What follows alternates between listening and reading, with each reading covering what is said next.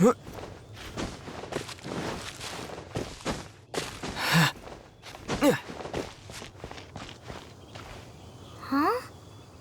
Is Fischl waiting for us? The time has finally come.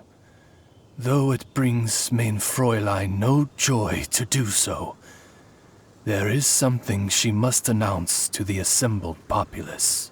My loyal servants, one must bid you adieu till such time as I beckon you once more. Though we have faced many trials and tribulations together, you have all shown commendable courage in the course of duty. I feel a breeze now blows upon this place, and I feel that it blows in your honor. What? You're just gonna bail on us? With the arrival of this giant meteorite, many more people have succumbed to the slumber. Strong as the soldiers may be, they are struggling to cope, and there is demand for volunteers everywhere we turn. Main Fräulein and I shall tend to the victims on the soldiers' behalf. The rest of this investigation we place in your capable hands. Goodbye. You are a good listener. I enjoy chatting with you. To be honest, most of the other adventurers in the guild only ever talk to me when they want to hear Oz's reconnaissance reports. This little journey we had, it was a great adventure. I'm just sorry that it has to end so abruptly.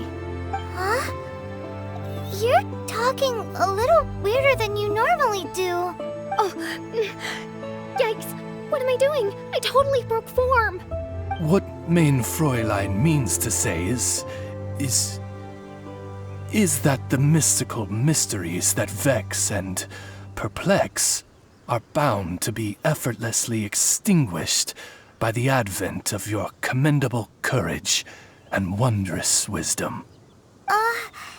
And now Oz's translation is the one that sounds all kooky. Main Fräulein simply wishes to say that she has every confidence that you will arrive at the truth of this matter. Most indeed. My dear attendants, I hereby charge the Ritter der Verurteilung with leading you out from the darkness, back into the realm of light. Who are you calling your attendant?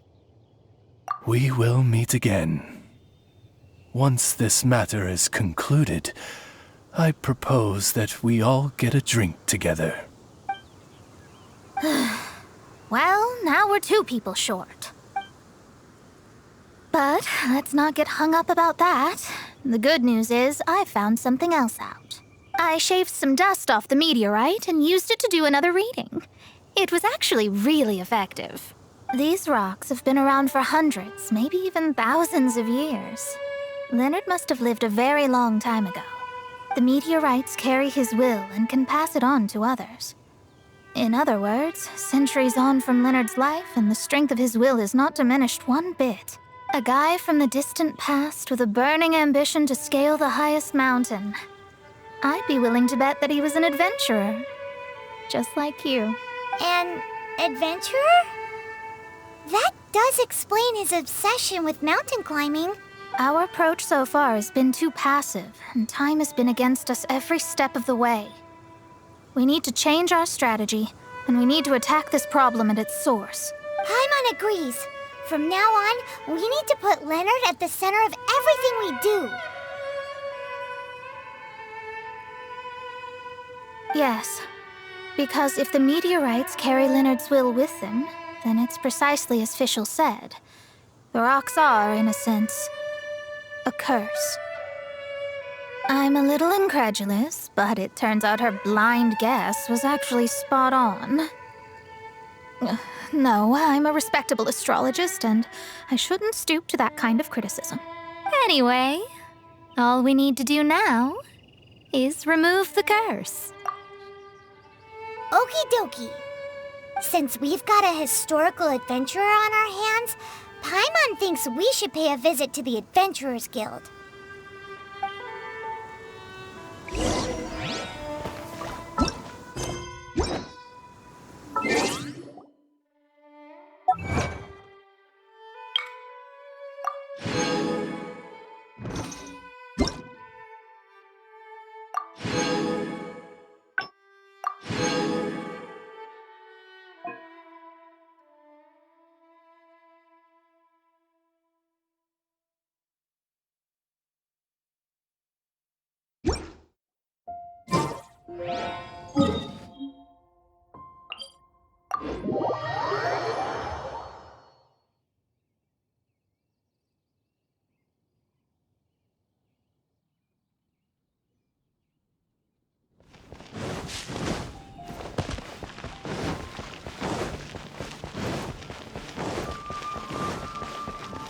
Our records show that there have been many adventurers by that name over the years.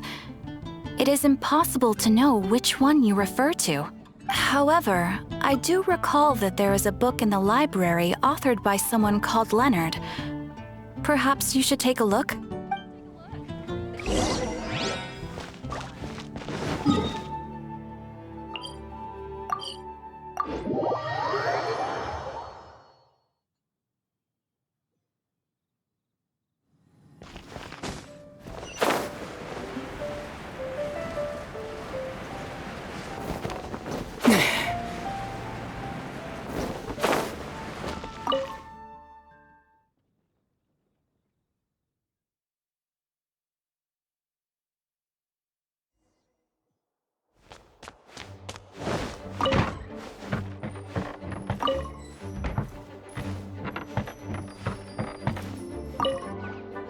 Author Leonard. Where are you, Leonard? Aha! Gotcha! The index says that Leonard's book should be in the northwest corner on the top floor of the library. Northwest corner.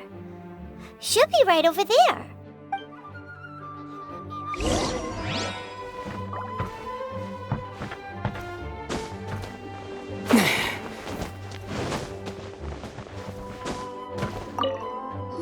Found it!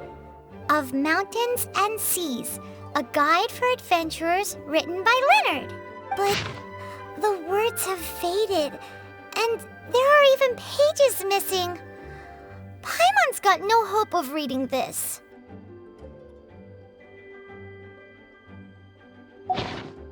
Darn. Maybe we're just wasting our time on this one. Oh, right! Yeah, Mona! She might have a better idea.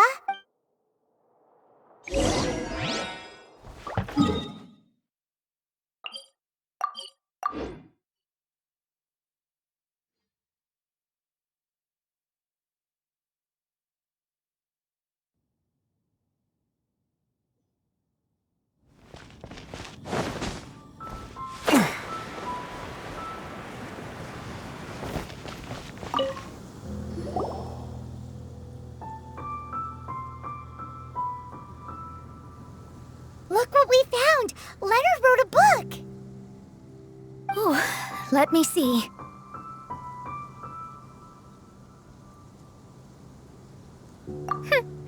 I could have predicted as much. Your average astrologist would definitely give up at this point. But I am Mona, progenitor of the future of astrology. Nothing can stand in my way. I simply need to deduce the missing portions with my astrolabe, write them in, and then decipher the text. Finished at last. So what does it say? Just as I thought. Leonard was an adventurer who lived 2,000 years ago. His lifelong dream was to reach the summit of a mountain called Pylos Peak. 2,000 years? So the constellation that caused the meteorites is from 2,000 years ago? Somehow, for some reason, this constellation was summoned down from the sky. I suspect that the Fatui have something to do with that part. Paimon thinks so too. Whenever something shady happens, you can bet the Fatui are involved. The meteorites harbor elemental energy, which radiates out and lulls people to sleep by some means akin to hypnosis. And if I'm guessing correctly, there should be some sort of core meteorite among the bunch, within which is a crystal that harbors Leonard's spirit. Well, if I were Leonard, I would want to make sure the core lands right on the snowy summit that I never made it to while I was alive. So, the core should be at the top of Pylos Peak? Where is that?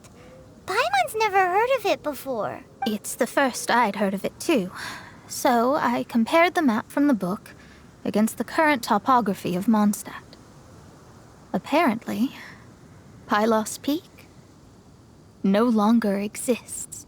Are you trying to say that the tallest mountain Paimon's never heard of just disappeared? I once read somewhere that the Animo Archon, Barbados, once used his divine power to mobilize the winds and blow the ice and snow from the face of the earth. The whole landscape of Mondstadt was changed in the process. The mountains of that age were replaced by the vast stretch of ocean we see today. Still, a mountain that high, drop it into the ocean and it'll still leave a trace. The summit still reaches just above the water's surface. So the place known as Pylos Peak in Leonard's day is today known as Musk Reef.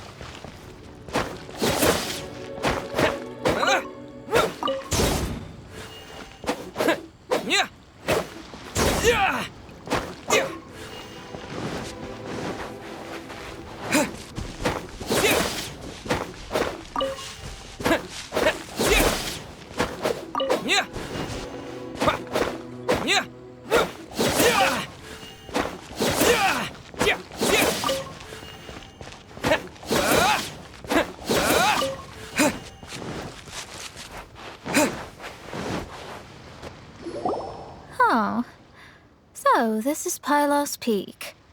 Not much to show for itself now, eh?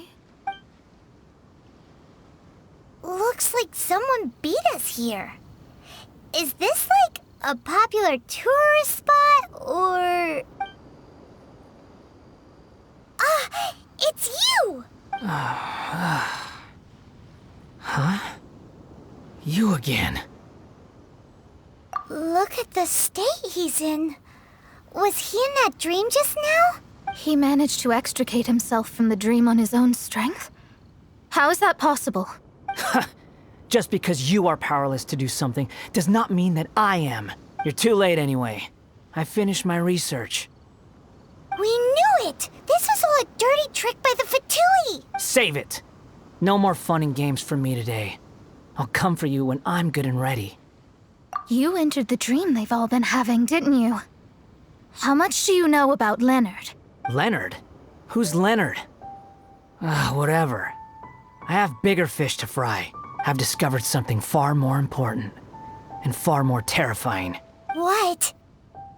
The stars. The sky.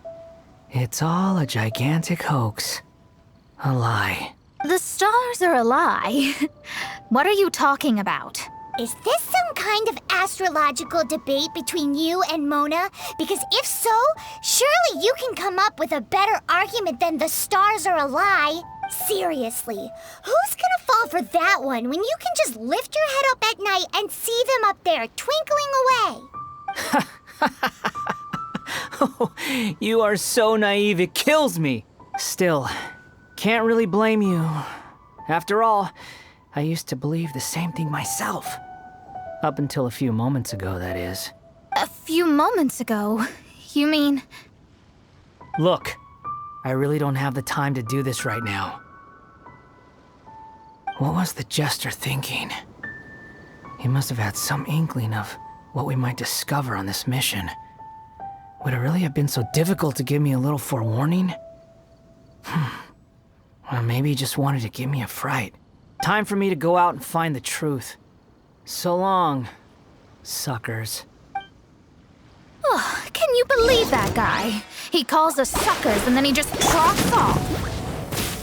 No one disrespects me. No one! Ugh. Time to show them what you get when you cross world-class genius with pure, unadulterated rage. Let the show begin! You need to hurry up! An unfortunate fault! Cook this through. Wow, you fought so fiercely. Told you. That's what happens when you disrespect me. You bet I am. Paimon, you agree too, right? Did I show those Fatui who's boss or what? Sure did. Without you here, those guys would have caused us a whole lot more trouble. See? How do you like that, Harbinger? Scumbag. He seemed genuinely shaken, though. I don't think he was lying. I was always taught to talk about the false sky during astrological readings. Could there be more to such phrases than I have been led to believe? I digress. Come on, let's finish the job we came to do.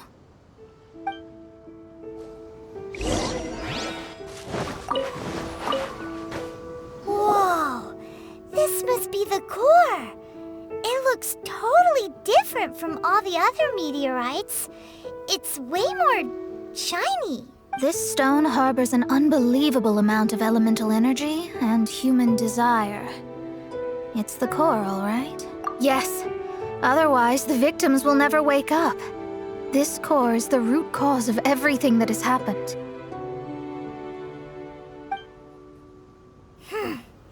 Do it.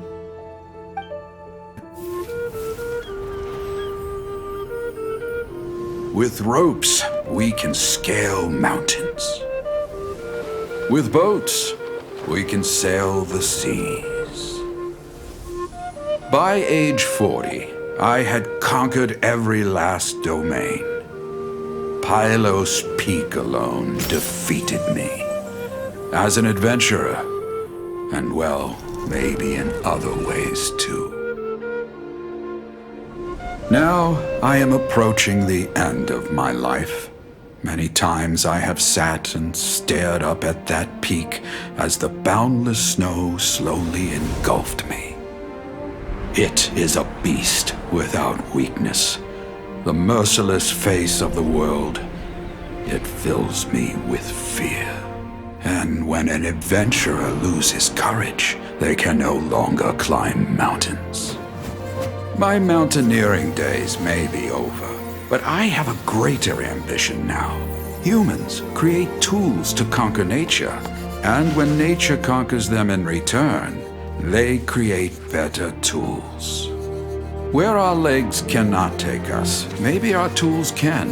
And when tools fail us, perhaps wings can carry us instead.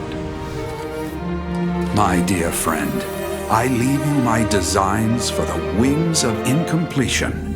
Against the unknown, humanity stands as one. To be alive is to seek, to set foot in every place that the eye can see.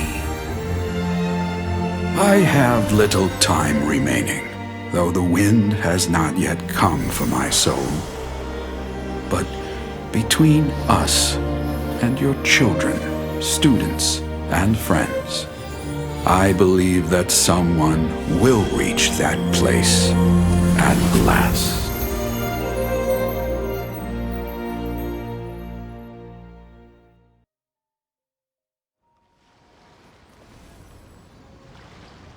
Wow. Well, that was unexpected. Who would have thought that human will can survive in the skies for millennia on end? Astrology really is an incredible thing. What makes you say that? The ability to communicate with the stars can give you access to all the secrets from throughout human history. Though, of course, very few astrologists ever reach that level. What's with the formal tone all of a sudden? And speaking of formal tone, What is the deal with that girl, Fischl? She's a curious one. Paimon thinks so too. She's so... how to put this? Yeah. Although, if you think about it, seems she was right all along. Is she one of these people who uses the wrong method but still gets the right answer? You may well be right. Even so, Paimon thinks that the most surprising thing of all was how Pylos Peak turned into a teeny tiny little island. A mountain of yesteryear now sits as an island in the sea. Almost anyone from Mondstadt could reach it now, just by jumping in a boat. In other words, everyone can climb Pylos Peak now. Do you think Leonard would be happy about it? The situation with Pylos Peak might be a bit of a shock. But now, with the help of the Animal Archon, the people of Mondstadt are able to glide. With wings, people can travel further and higher than ever before and explore new and unknown places. The victims should finally start waking up now that we've dealt with the core. And we have finally finished our commission from the Adventurers Guild.